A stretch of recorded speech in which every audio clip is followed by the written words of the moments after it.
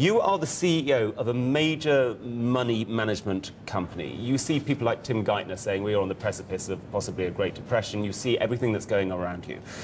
How do you prepare for a crisis like this, and what do you advise your clients? Well, I think you first assess what kind of risk you're facing. Is this liquidity risk? Is this solvency risk? And to some degree, you see the market responding as if this is a liquidity issue. Movement into dollars, movement into treasuries. That's fairly knee-jerk at this point. I think solvency is the greater issue. We're seeing that in Europe. If anyone was checking the U.S. balance sheet, we're really in a similar position. And so the fact that people are moving to treasuries and supporting one of the greatest bubbles of all times is a little bit surprising. We would expect a greater maturity in the market at this point. Let's focus on commodities, because this year's gains have already been erased. Now, do you agree with Goldman Sachs when they came out and said supply disappointments will support prices? Investors should still be in commodities. I think commodities do have a good long-term play. Certainly, as long as there is these liquidity concerns in the market, you'll see a liquidation of most of your industrials and ags. I think the real differentiation will be with the precious metals, gold in particular, even more than the white metals, as something that has no counterparty risk. And where do you see gold going? What is your target on gold? What are we now? 1,734.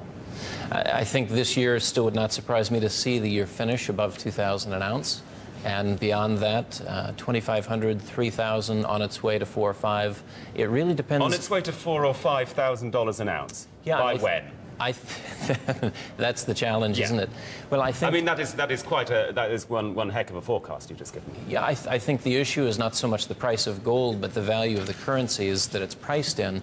And as they continue to compete on the downside, you'll see the price of gold appreciating. And in fact, that's why I think on a longer-term basis, you have a strong argument for commodities in general. Beyond the supply and demand constraints that you'll face on a week-in, week-out basis, I think you see them all repriced as we have sort of a beggar-thy-neighbor policy in place in the currency realm. And therefore, precious metal mining, that's also going to be of interest to you? It would be. It would indeed. What about oil? Do you think that is set for a sort of like something of a rebound, or is it just going to be, because of the growth issues around the world, that is still going to be floundering around 85? Well, I think one of the major concerns with oil or any of these commodities is, in the short run, the judgment is going to be a slowing in the economy is going to be demand destructive. But what you ultimately have is the fiscal and monetary authorities around the world with very limited options. We've found that austerity does not work. We've found that the fiscal measures they've tried to put in place are not popular. And so what you end up with is very limited options. The monetary solution is going to be sought whenever and wherever it can be employed.